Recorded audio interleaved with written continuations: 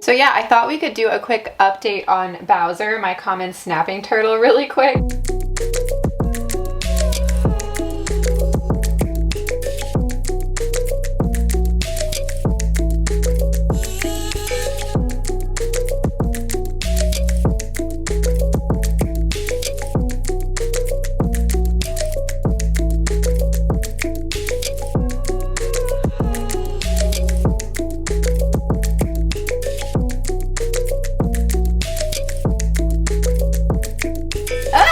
He got it.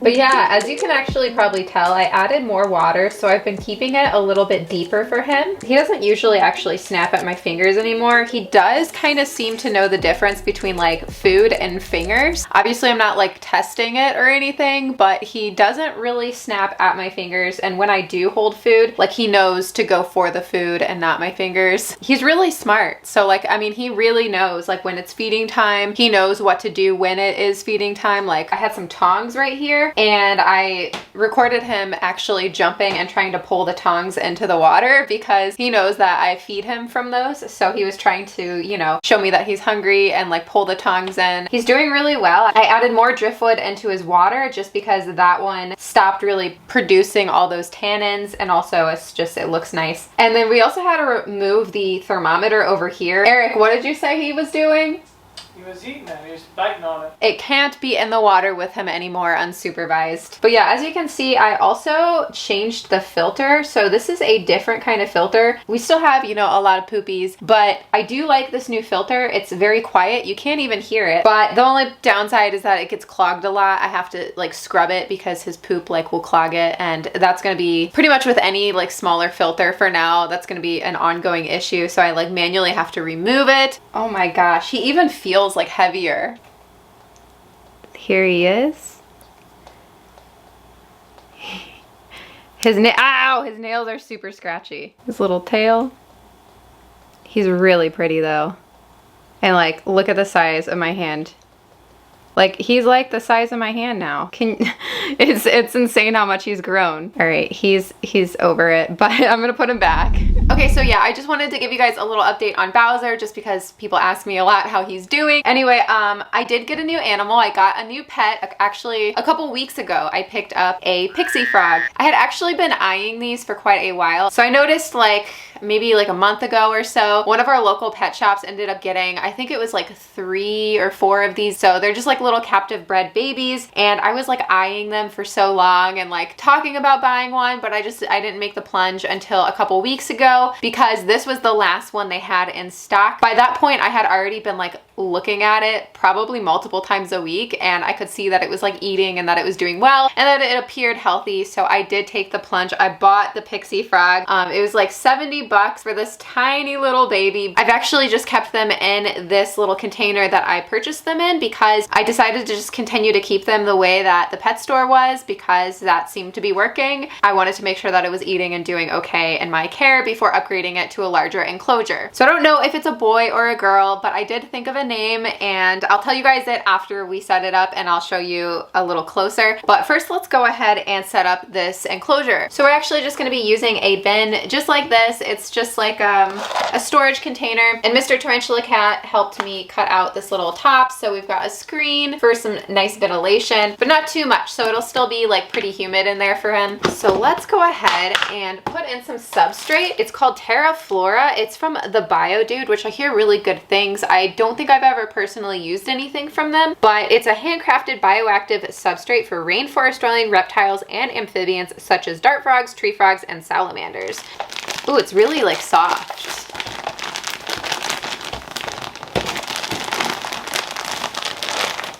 Oh wow, this is plenty of substrate actually. We can add a little bit of water. I've got some right here.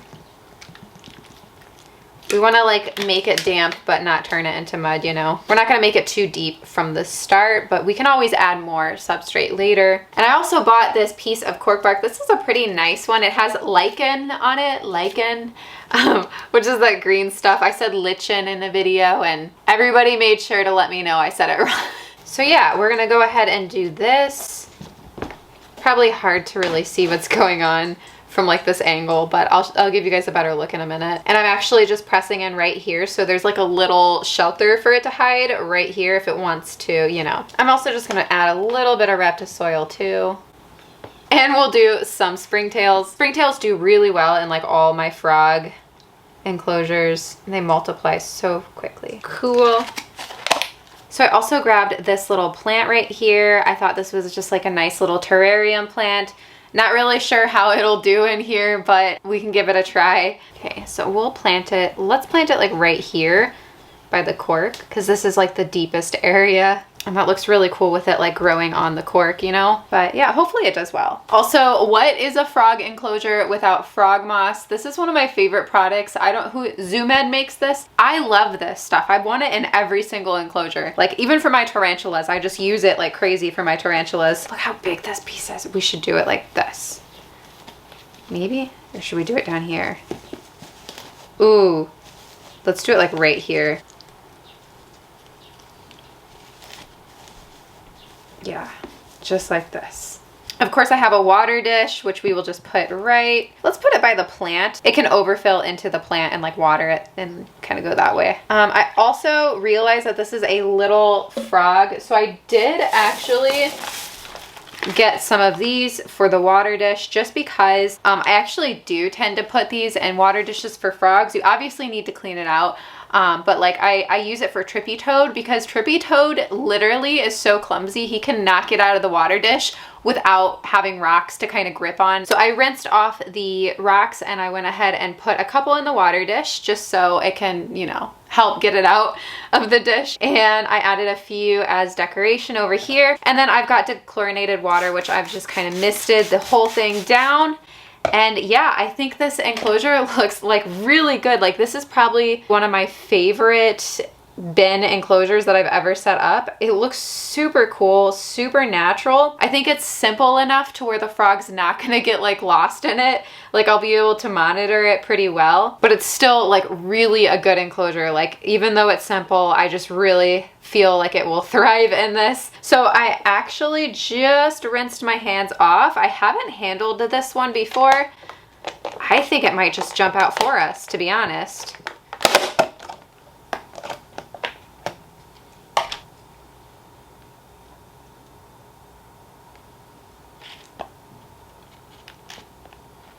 It'd be better if I didn't have to.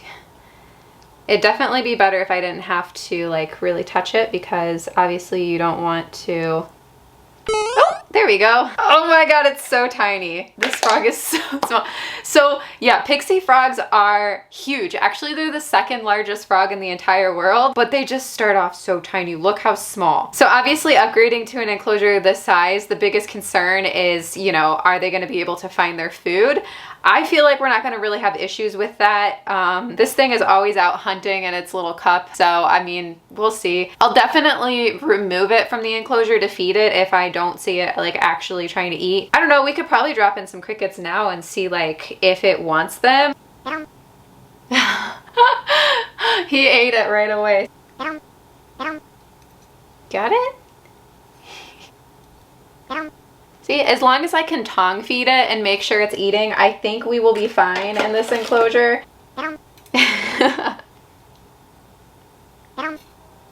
Bam. There we go. Wow, that was a lot of crickets. I think it's like, can I finish this cricket? Should I finish this cricket? I'm so happy with this enclosure, and now you can kind of see it's like levels down. Like this is like more substrate and all that, and then right down here is like a perfect little place to hide.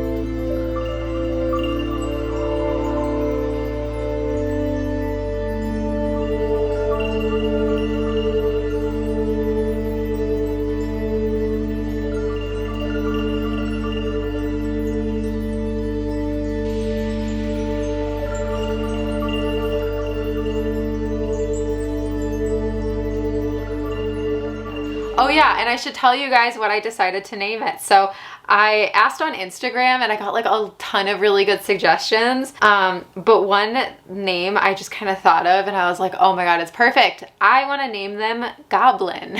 There we go. That is the new pet, the new enclosure and all of that. Really fun to set that up, and I'm really happy that I finally got like a pixie frog. It's something I've thought about a long time. I mean, there's a lot of animals I think about all the time, but not all of them are a reality. But this one I was like, yeah, I could definitely get a pixie frog sometime. That'd be really cool. So finally have one, and yeah, I'll keep you guys up to date. We can probably do some feeding videos, maybe some frog feeding videos. I know, you know, we focus on tarantulas here, but if you want some frog feeding videos, let me know in the comments. That'd be pretty cool. And yeah, let me know your thoughts. Like this video if you enjoyed, subscribe if you're not, and you want to be. Don't forget I have an Instagram and it's probably way too much. It's at Tarantula Kat. You can go follow me there. I also have a Patreon podcast and a Teespring. It is all linked down below, and I will see you guys soon. Let's get into the Patreon pet pick.